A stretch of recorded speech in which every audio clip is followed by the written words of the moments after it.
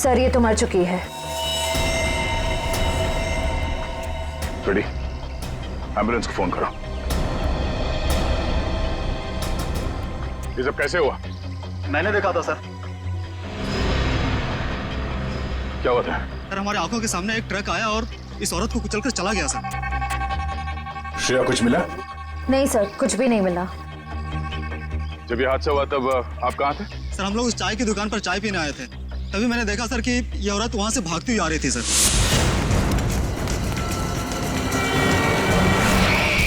Sir शायद ये speed में आते हुए ट्रक को देखकर डर गई होगी, इसे पता ही नहीं चला होगा कि क्या करे। पर उस ट्रक ड्राइवर को तो पता होना चाहिए था कि उसे क्या करना है। वो ब्रेक लगा सकता था, ट्रक को दूसरी ओर मोड़ सकता था, या फिर एक्सीडेंट के बाद पुलिस स्टेशन में जाके अपने आप को सरेंडर कर सकता था। एक औरत को ठोकर मार के भागना, ये कहाँ की इंसानियत है? सर वो इंसान नहीं, हैवान था सर। वो ट्रक को फुल स्पीड में लेकर आया सर और इस औरत को कुचलकर चला गया। तुमने उस ट्रक का नंबर नोट किया? नंबर देखा था? हाँ सर।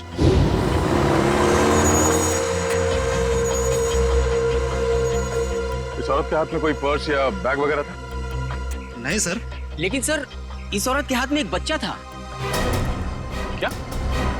इस औरत के हाथ में बच्चा था? हाँ सर, इस औरत के हाथ में एक बच्चा था और ये बच्चों को लेकर भाग रही थी। लेकिन सर जब एक्सीडेंट हुआ तो इसके हाथ में कोई बच्चा नहीं था। सर बच्चा था इसके हाथ में और एक मिनट, आप ठीक से याद करके बताओ, आपने क्या देखा था? सर मैं अपनी दुकान में था और इस औरत को देखा तो इसके हाथ में एक बच्चा था और ये बच्चे को लेकर भाग रही थी साहब। जिन्होंने इस औरत को बच्चे के साथ भागते हुए देखा, और इन साहब का कहना है कि इस औरत के हाथ में बच्चा था ही नहीं। पर अगर इस औरत के हाथ में वाकई में बच्चा था तो बच्चा कहाँ गया? कहीं ऐसा तो नहीं कि इस औरत ने बच्चे को कहीं छोड़ दिया? हो सकता है फ्रेडी, उस बच्चे को ढूंढना होगा।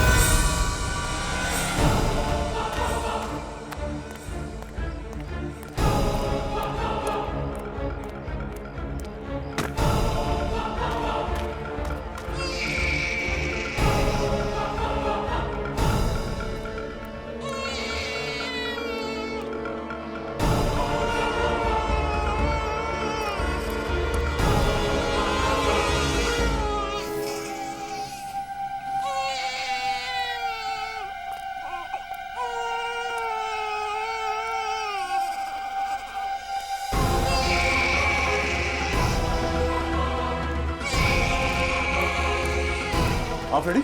सर बच्चा टोकरी में है सर। अरे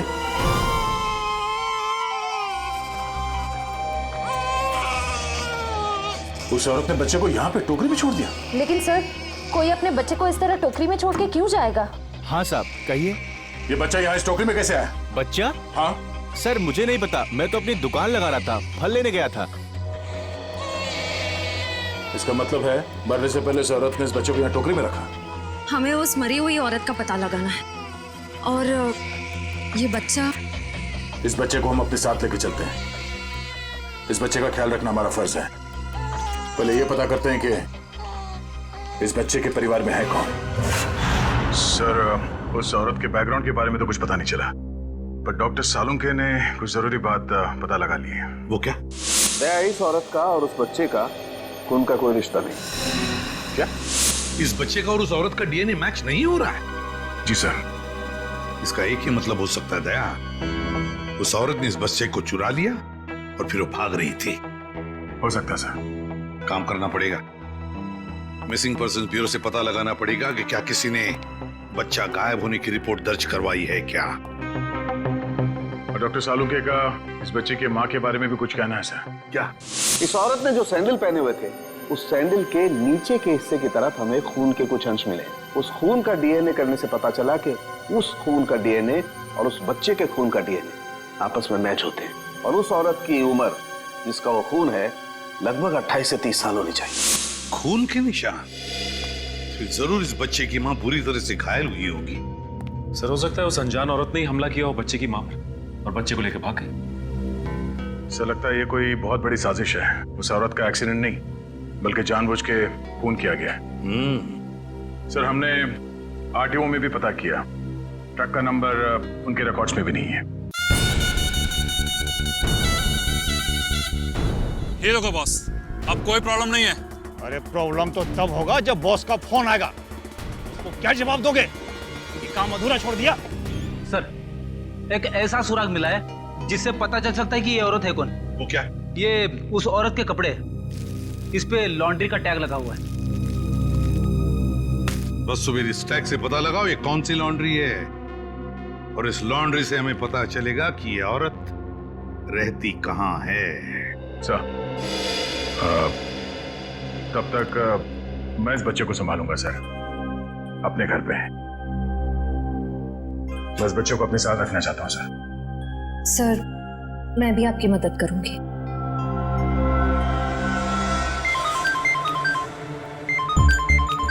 उसी का फोन है।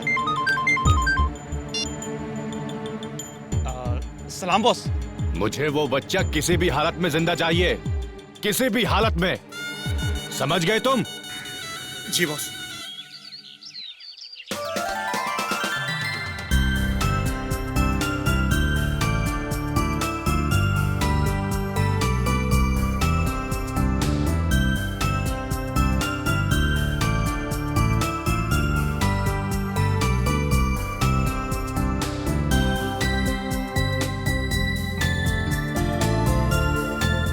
सर, आप शांत हो जाइए, मैं इसे संभालती हूँ।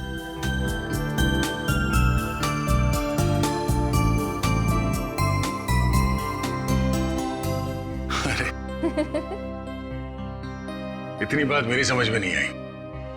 ये बड़े से बड़े मुजरिम को मैं आराम से निपट सकता हूँ, पर छोटे बच्चे को संभालना जरा मुश्किल काम है ना। सर, एक बात कहूं, आप कुछ भी कर सकते हैं।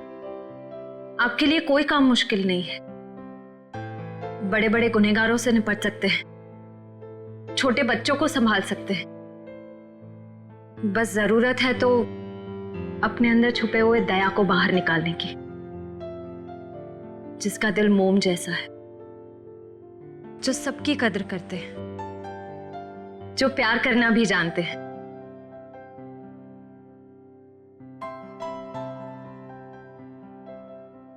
I mean, जो सबकी इज्जत करना भी जानते हैं।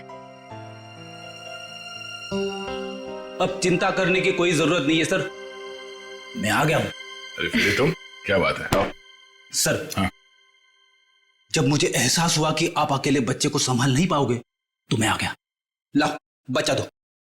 इट्स ओके सर, मैं बच्चे को नहीं संभाल पाओगी, मुझे दे दो।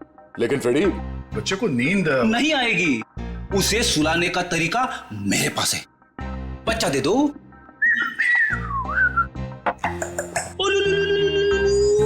अला ला ला ला ला।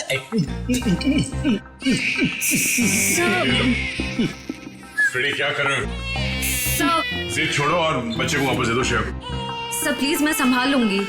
कोई प्रॉब्लम नहीं है सर, बच्चे को चुप कराने का फॉर्मूला मेरे पास है। श्रेया, टीवी का रिमोट देना। अब देखना सर, ये कार्टून चैनल देख के बच्चा कैसा खुश होता है। कौन से नंबर पे?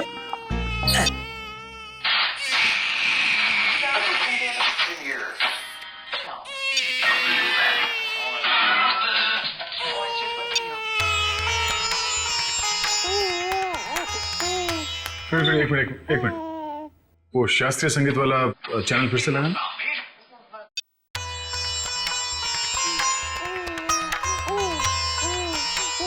सुरों की काफी समझ है इसे। हाँ सर, बड़ा होके बड़ा संगीतकार बनेगा। सब हो रही दुकान।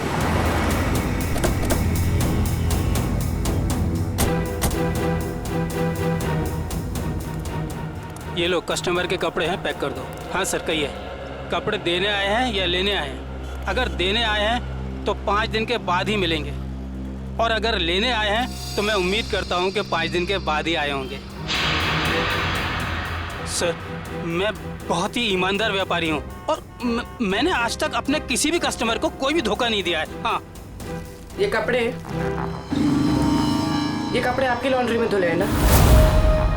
जी हाँ मैडम, ये हमारी लॉन्ड्री के ही हैं।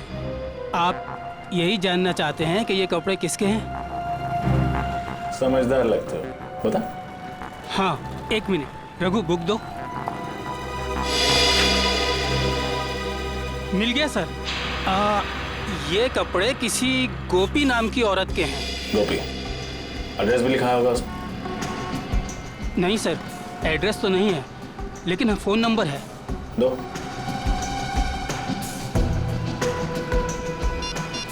साहब, मुझे तो पहले से शक था जब वो लड़की यहाँ कपड़े डालने आई थी। ऐसा क्या किया था उसने? मैडम, मैंने बोला 5 दिन बाद कपड़े लेके जाना। वो बोली मैं 2 दिन में आऊंगी। मैंने कहा नहीं मिलेंगे, तो मुझसे गुस्सा करने लगी। बोली तुम्हें धोबी घाट पर ले आकर उल्टा लटका दूंगी, और किसी के साथ मोटरसाइकिल में बैठकर चली गई। उस मोटरसाइकिल वाले का चेहरा देखा था तुमने? साहब, उस समय शाम हो चुकी थी और वो रोड के उस पार खड़ा हुआ था, तो मैं ध्यान नहीं दे पाया साहब। इस मोबाइल नंबर के जरिए हम उस मोटरसाइकिल वाले तक पहुंच जाएंगे। चुप रहो, समझे? तो एक मिनट। उस औरत का नाम गोपी था। Very good. उसके मोबाइल नंबर से उसका घर का पता निकालो। इस केस में इस औरत की पूरी जानकारी चाहिए हमें, ठीक है?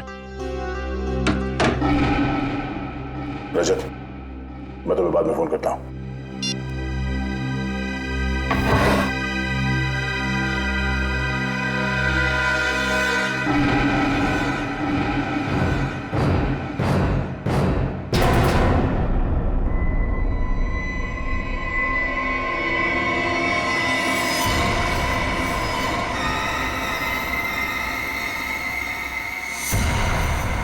दया, तुम फौरन अपनी बंदूक नीचे रख दो, वरना इस लड़की का भेजा बाहर कर देंगे। दया, तुमसे हमारी कोई दुश्मनी नहीं है, बस ये बच्चा हमारे हवाले कर दो और अपनी जान बचा लो। अपनी जान की परवाह करने वाले कायरों को हम सीआईडी में भर्ती नहीं किया करते। अगर इस बच्चे को किसी ने छुआ भी ना, तो तुम सबकी अर्थी यहीं से उठेगी। अर्थी तो इस छोकरी की उठेगी। दया, बस तुम कंधा देने के लिए तैयार रहो। बंदूक नीचे रखो, नीचे रखो बंदूक। सर, आप मेरी परवाह मत कीजिए, आप गोली चलाइए। चुप! दया, गन नीचे रख, नीचे रख गन दया, वरना इस छोकरी की खोपड़ी उड़ा दूंगा मैं। एक मिनट।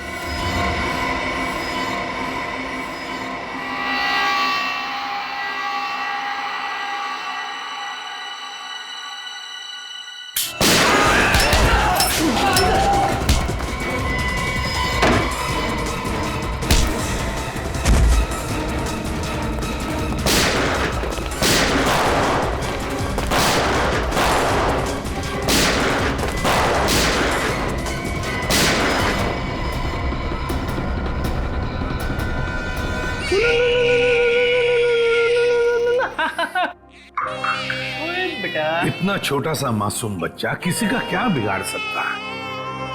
ये तो कोई राक्षस ही है जो ऐसे मासूम बच्चे पर हमला करने को देखता है। सर, उस गुंडे का क्रिमिनल रिकॉर्ड मिल गया। क्या नाम है उसका? उसका नाम शमी है और उस पे कॉन्ट्रैक्ट किलिंग और किडनैपिंग के 3 केसेस चल रहे हैं। कॉन्ट्रैक्ट किलिंग और किडनैपिंग?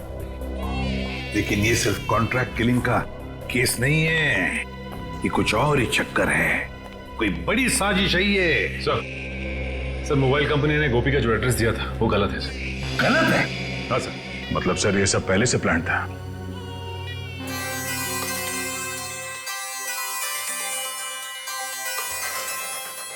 अरे, वाइफ का फोन।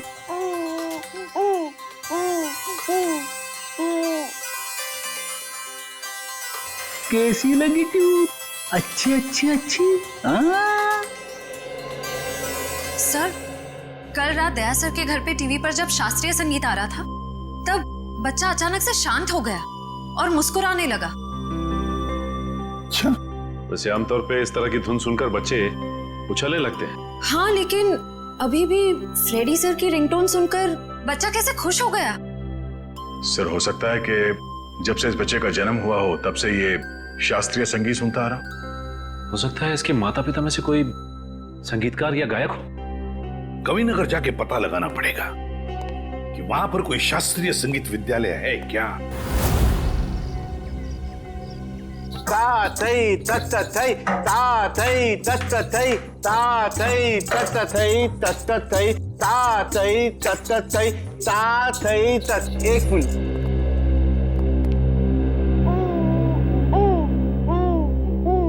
सर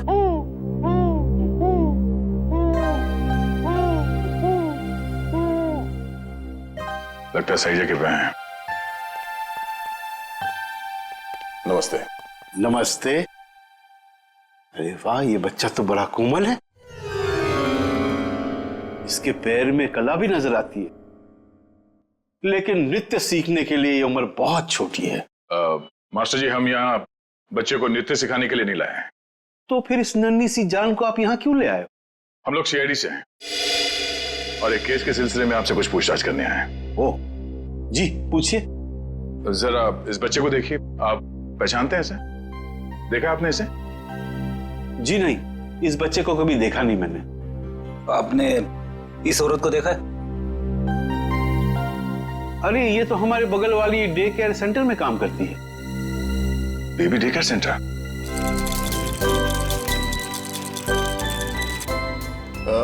एक्सक्यूज मी, आप इस औरत को पहचानती हैं? ये तो गोपी है, हमारे यहाँ आया का काम करती है। लेकिन हुआ क्या है इसे?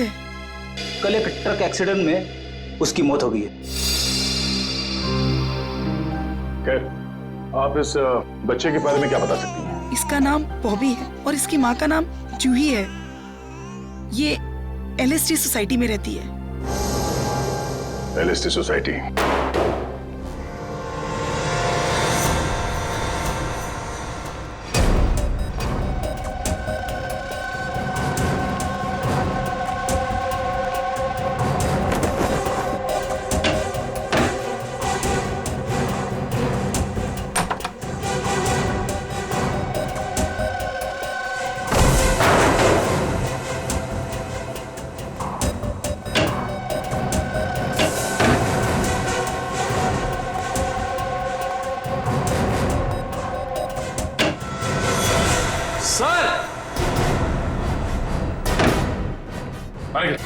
सर, ये देखिए, बॉबी की माँ जूही को ही मार दिया। ये देखो, गोली गले और पेट पे मारी गई है। लगता है इसे मरे हुए भी काफी समय हो गया। खून पूरी तरह से सूख गया। सर, ऐसा लग रहा है मैंने इनको कहीं देखा है, लेकिन याद नहीं आ रहा कहाँ देखा है।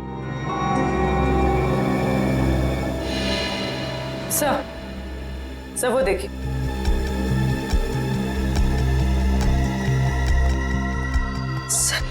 खून से सने हुए जूतों के निशान। ये देखो, पूर्वी, ये चप्पल के निशान तो बिल्कुल वैसे ही हैं जैसी चप्पल गोपी ने पहनी हुई थी। इस औरत ने जो सैंडल पहने हुए थे, उस सैंडल के नीचे के हिस्से की तरफ हमें खून के कुछ अंश मिले और वहां से भी हमें सूखा हुआ खून मिला था। अभी कोई संजोग तो नहीं हो सकता है ना सर? पर सर, गोपी तो गुनहगारों की साथीदार थी। वो खिड़की से बच्चे को लेकर क्यों भागेगी? ये समझ में नहीं आ रहा कि वो यहाँ आई क्यों थी। वो तो नर्सरी में आया का काम करती थी ना। मगर सर, जूही को मारने के बाद बच्चे को अगवा करने की क्या जरूरत थी? एक बच्चे से किसी का क्या फायदा हो सकता है? सर, मुझे लगता है ये जूही के पति की फोटो है। लेकिन ये जूही के पति की फोटो है नहीं, बल्कि थी। हॉल में इस फोटो पे हार चढ़ा हुआ था। एक काम करो, इस कमरे को अच्छी तरह से छान मारो, देखो क्या मिलता है। सर,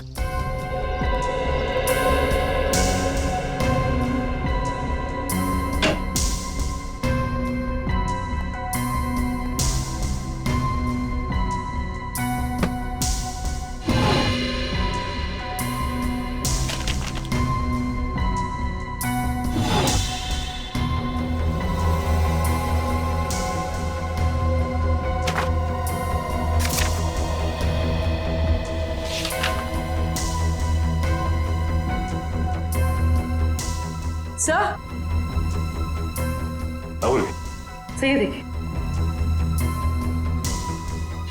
तो जूही एक एक्ट्रेस थी, इसीलिए उसने अपना पोर्टफोलियोज बनाया था। याद आया सर, मैंने इनको एक पंजाबी फिल्म में देखा था, उसमें हीरोइन थी। अच्छा? हाँ सर। इस घर का लिव एंड लीज एग्रीमेंट मिला है सर। सर, ये वोटर आईडी है सर, इसमें इनका नाम जूही नहीं बल्कि असली नाम शीतल है सर। और ये जीवन शांति आश्रम का रिसीप्ट भी है सर। ओह, तो ये बात है। ये जूही उर्फ शीतल 5 सालों तक एक आश्रम में रह रही थी और 1 साल पहले ही आश्रम से बाहर आई है। मगर सर एक फिल्म की हीरोइन 5 साल तक आश्रम में क्यों रहेगी? ये देखो, शीतल के पिता रविकांत का नाम लिखा हुआ है इस कार्ड पे। सर ये रहा डॉक्टर रविकांत का घर। बहुत बड़े साइंटिस्ट हैं वो।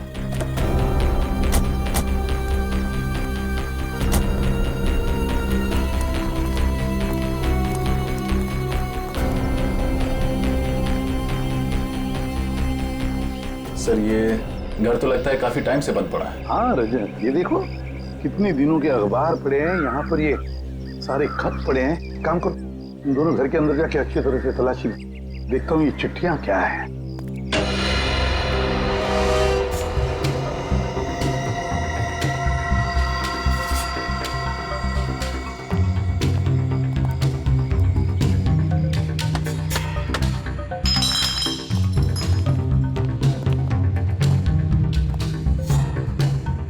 उससे पहले ही यहाँ कोई आ चुका है, शायद कुछ ढूंढने।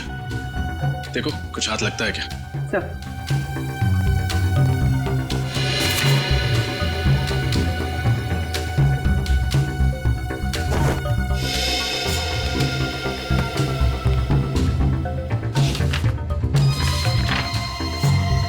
Legal notice? अरे सुनिए सुनिए, देखिए मैं सीआईडी से हूं। एक बात बताइए, आप रविकांत जी को जानते हैं? हाँ सर, 10 सालों से वो मेरे पड़ोसी हैं। अचानक उनकी मौत की खबर सुनकर बहुत दुख हुआ। अचानक मौत हो गई रविकांत जी की? कब, कैसे? गाड़ी की स्पीड इतनी तेज थी कि वो कंट्रोल नहीं कर सके और वो जाके नदी में गिर गए। Oh my God. कुछ मिला? नहीं सर। ये रविकांत जी का एक्सीडेंट ही था या? एक्सीडेंट ही था सर। ठीक है, थैंक यू वेरी मच, अब जा सकते हैं। नोटिस कैसी?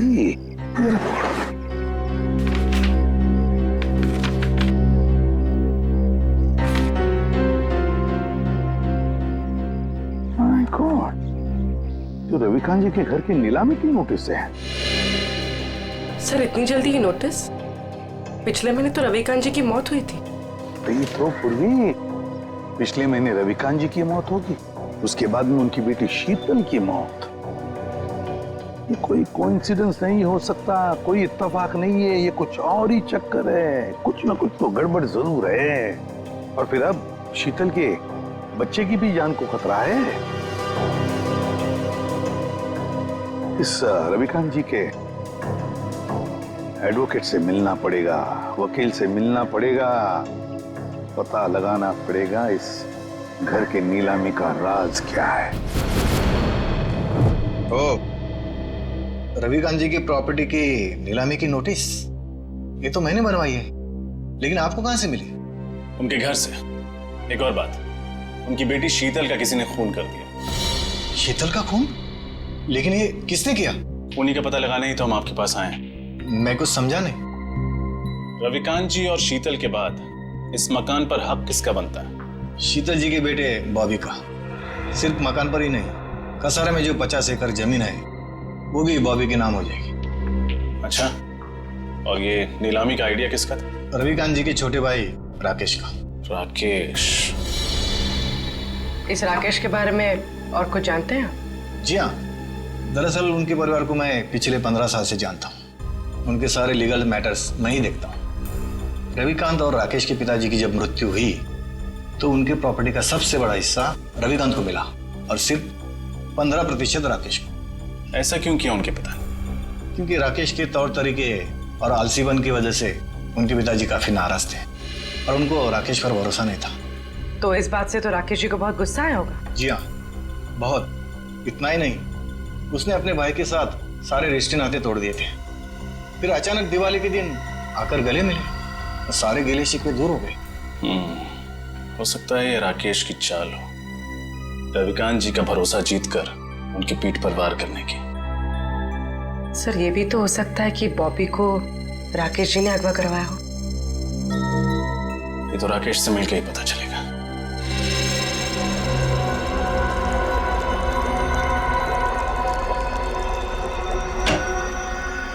Excuse me.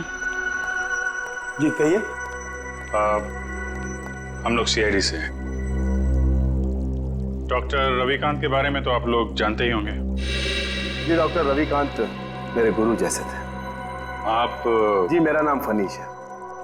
इस लैब में जो भी रिसर्चेज होती हैं उन्हें मैं फाइनेंस करता हूँ।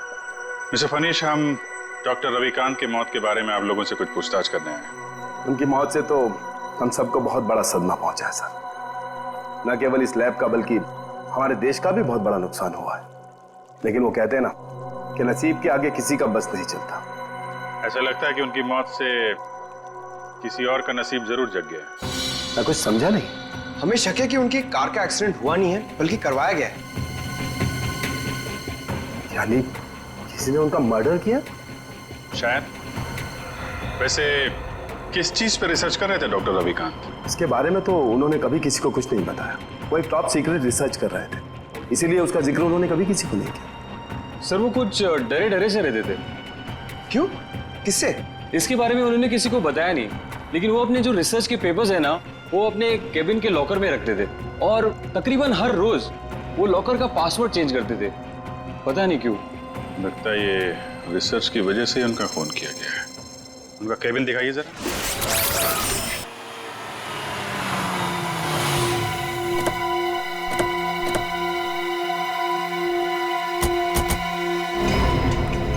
सर गाड़ी तो यहीं खड़ी है, राकेश घर में ही होगा। हाँ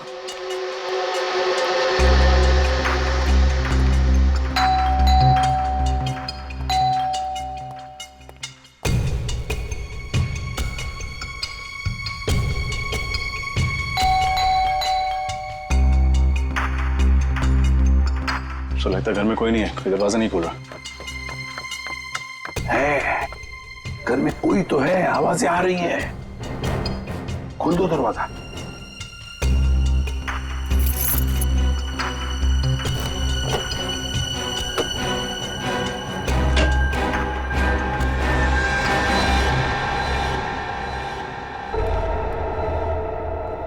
संभल के। 3 खून किए उसने।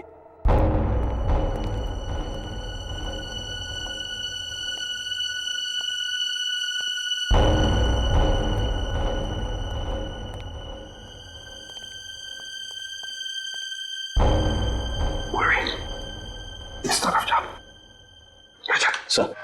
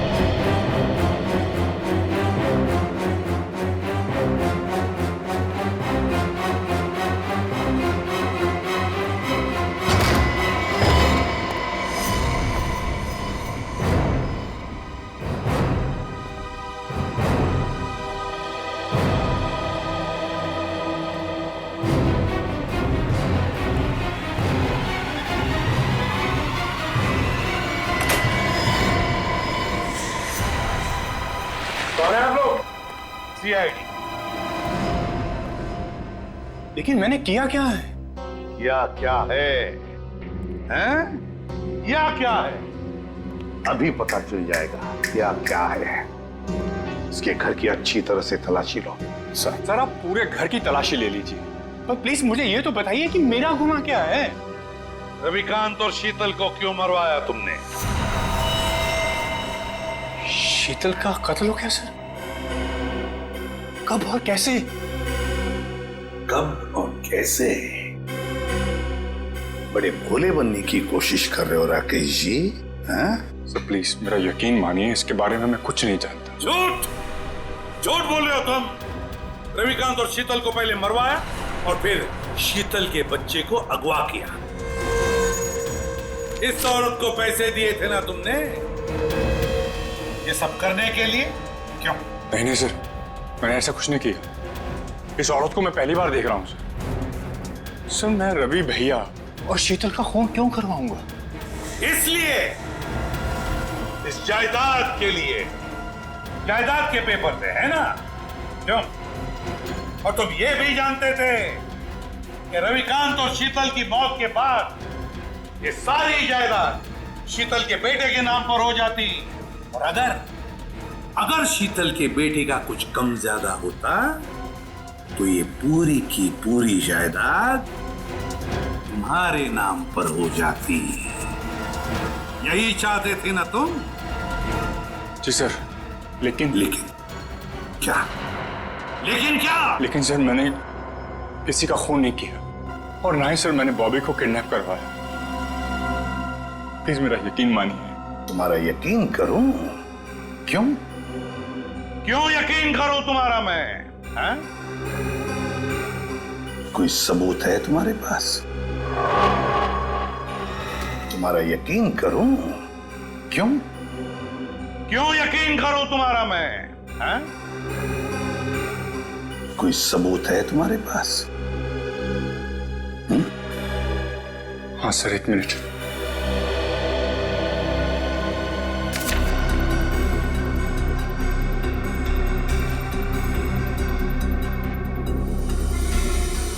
रविकांत चैरिटी फाउंडेशन, 50 लाख रुपए। जी सर, जायदाद में जितना भी मेरा हिस्सा था उस सबको बेचकर सारे रुपए में रवि भैया की चैरिटी में डालने वाला था। सर भगवान का दिया हुआ मेरे पास सब कुछ है। पैसों के लिए मैं अपने भैया का खून क्यों कर रहा हूं? सर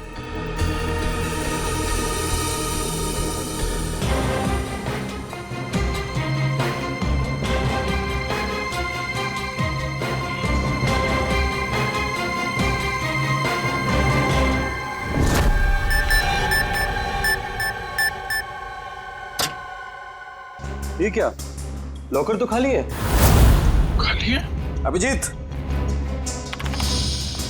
ये देखो अभिजीत, ये रिसर्च पेपर्स हैं, जला दिए गए हैं। वही पेपर है ना? हाँ सर, ये तो वही रिसर्च पेपर्स है जिन पर डॉक्टर रविकांत रिसर्च कर रहे थे, पर उन्होंने ये जलाए क्यों? शायद उन्हें डर होगा कि ये रिसर्च के पेपर किसी गलत हाथों में ना पड़ जाए। पंकज, मिला कोई? नहीं सर, सारी फाइल्स डिलीटेड है। एक फाइल है, इसको मैं खोलने की कोशिश कर रहा हूँ सर, एक सेकंड। सर खुल गई। क्या है इसमें? पता नहीं, साइंस के आई थिंक कोई फॉर्मूलाज है, मेरे तो कुछ समझ में नहीं आ रहा है। मैं देखता हूं।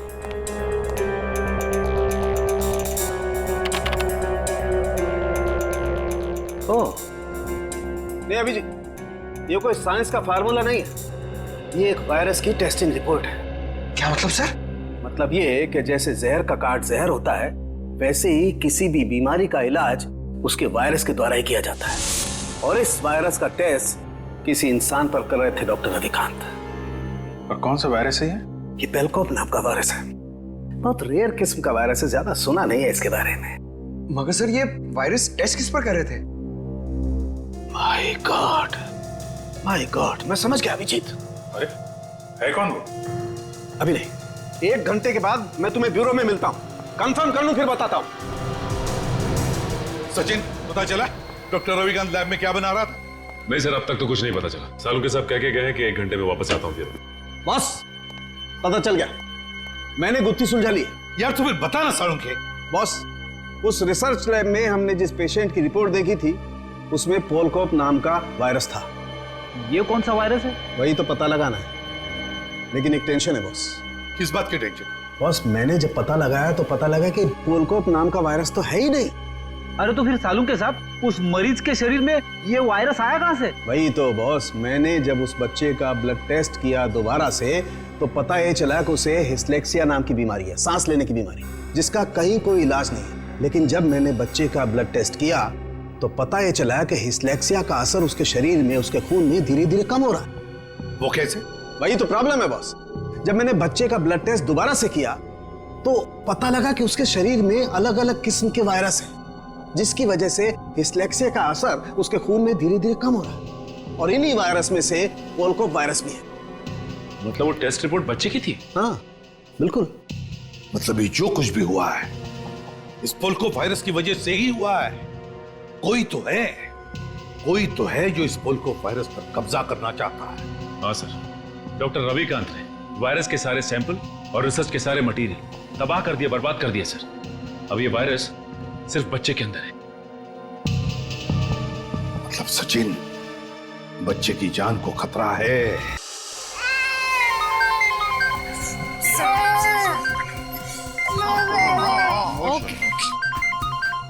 एसीपी साहब का फोन। Hello sir. क्या बच्चे के शरीर में वायरस इंजेक्ट किया गया? सर लगता है इसीलिए उसका टेम्परेचर उतर नहीं रहा, उसे बुखार है सर। हाँ सर, हम लोग वहीं जा रहे थे। ठीक है सर, ओके चलो।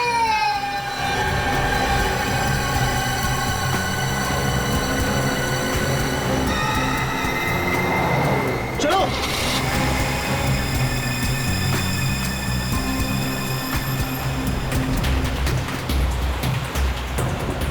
बॉबी का बुखार तो बढ़ता ही जा रहा है।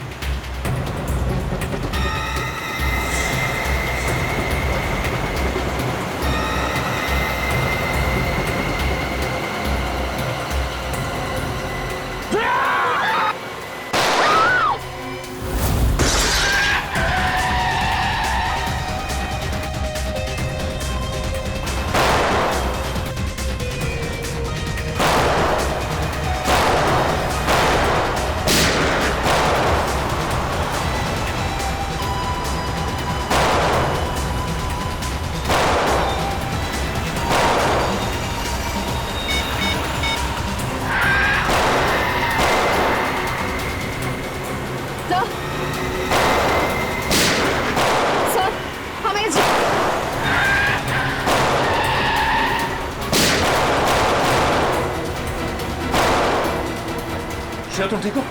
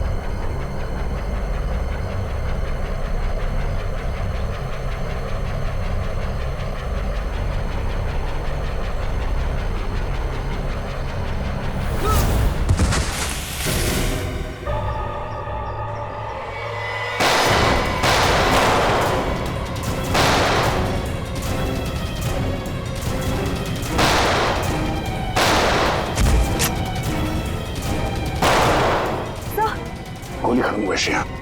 रख गया, तेरा खेल खत्म हो गया। चल कर नीचे रख।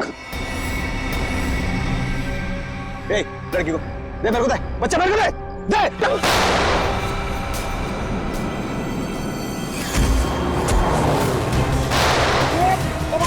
किसके कहने पे किया ये सब?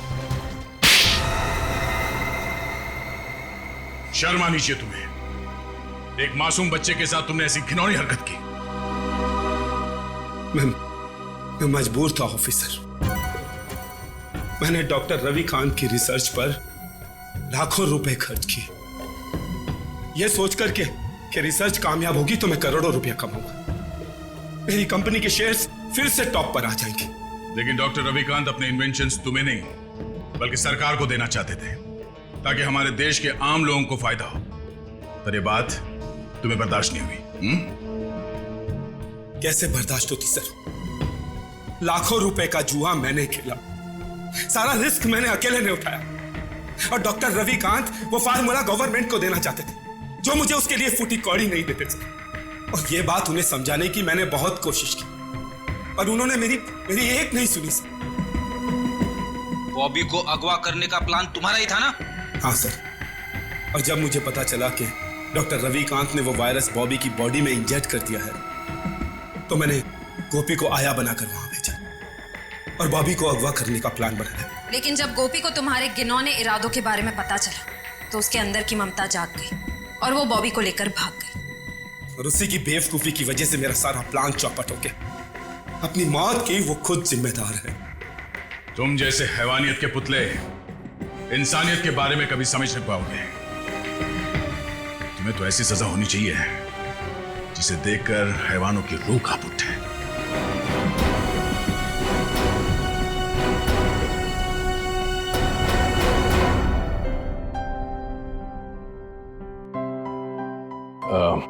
सर, हमें इस बच्चे के भविष्य के लिए कुछ करना चाहिए। हाँ, इसके भविष्य का पूरा बंदोबस्त करके रखा है।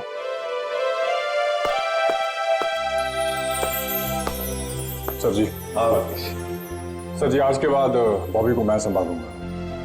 अपने भाई के बेटे की तरह नहीं, बल्कि अपने बेटे की तरह से बड़ा करूं। ये तो बहुत खुशी की बात है, लेकिन जिंदगी में कभी इस बच्चे को किसी मदद की जरूरत पड़े तो हमें जरूर याद करना। बहुत खुशी होगी हमें। Thank you.